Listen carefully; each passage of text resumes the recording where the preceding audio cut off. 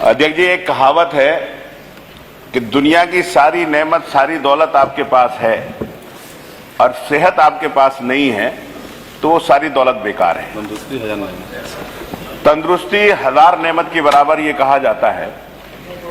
और जहां तक सवाल है हमारे उत्तर प्रदेश के स्वास्थ्य विभाग का, तो मंत्री जी जब खड़े होते हैं तो बताते हैं कि जैसे बहुत बड़ी क्रांति स्वास्थ्य विभाग के अंदर उत्तर प्रदेश की सरकार ने कर दी।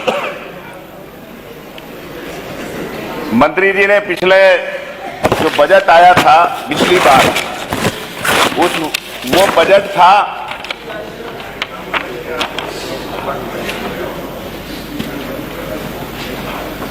43,500 करोड़ और इस बार बजट उन्होंने किया 50,550 करोड़ 0.68। ये तो है कि बजट आपने बढ़ाया, लेकिन पिछले साल के मुकाबले जो बजट का खर्चा है, जो बजट आप लेकर आए थे उसमें केवल 68% बजट सरकार खर्च कर पाई। और 68% बजट खर्च करने के बाद आज हालत यह है कि रोजाना अखबारों के अंदर निकलता है कि अस्पतालों के अंदर सिविल अस्पताल के अंदर मरीजों को नहीं मिल रही पूरी दवाई। यूपी में 20,000 से अधिक मरीज गुर्दे के मरीज लाइनें अस्पतालों के अंदर लगी। बुजुर्गों को नहीं मिल रहा मार्च से अब तक कोई इलाज। मौत के बाद वेंटिलेटर पर करते रहे इलाज।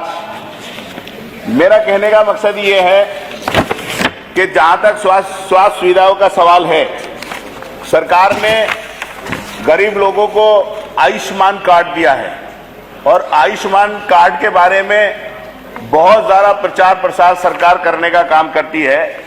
लेकिन अध्यक्ष जी, जहां तक आयुष्मान कार्ड का सवाल है, आयुष्मान कार्ड मैं दावे के साथ कह सकता हूं कि उत्तर प्रदेश की उन बीमार लोगों के साथ एक धोखा है, क्योंकि आज कोई आयुष्मान कार्ड धारक जब किसी अस्पताल के अंदर जाता है तो अधिकतर अस्पताल ऐसे हैं कि जो अस्पताल ये बोलते हैं कि ये आयुष्मान कार्ड है, इसके अंदर इसकी बीमारी का इलाज नहीं होगा। किसी अस्पताल में कोई सर्जरी कराने जाता है तो बोलेंगे सर्जरी तो हम कर देंगे लेकिन फ्रैक्चर का इलाज नहीं करेंगे।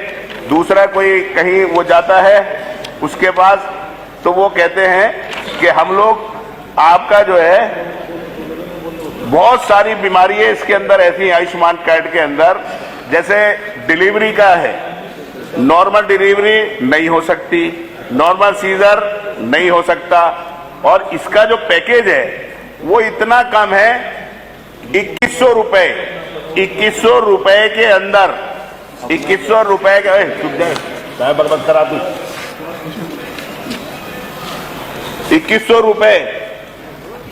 रुपए के अंदर उसे खाना भी देना पड़ेगा, दवाई भी देनी पड़ेगी, डॉक्टर की विजिट भी देनी पड़ेगी, और अगर छुट्टी होगी तो 5 दिन की उसे दवाई भी देनी पड़ेगी।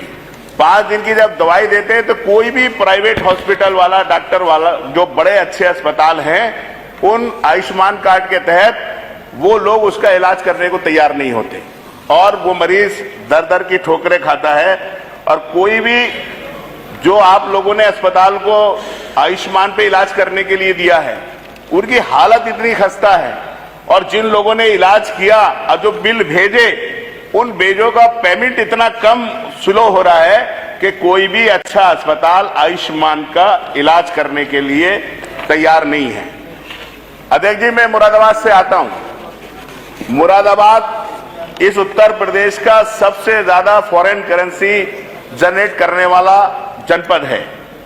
उस जनपद के अंदर लाखों मरीज हैं, जो दमे के मरीज हैं, कैंसर के मरीज हैं। सरकार कहती है 1 डिस्ट्रिक्ट 1 मेडिकल कॉलेज। हमारे 1 करोड़ लोगों का दबाव है इलाज का मुरादाबाद के ऊपर। या तो जाकर 70 किलोमीटर बिजनौर में इलाज कराएं, या बदायूं में कराएं या 140 मेरठ में कराएं। और जो आप कहते हैं कि साहब जो प्राइवेट मेडिकल कॉलेज है उनसे हमने टाई अप किया है, आप पता करिए मंत्री जी, वहां पे उन जो मेडिकल कॉलेज मुरादाबाद के अंदर है उन पे जो प्राइवेट अस्पताल हैं उन्हीं की कीमतों के ऊपर मरीजों का इलाज हो रहा है।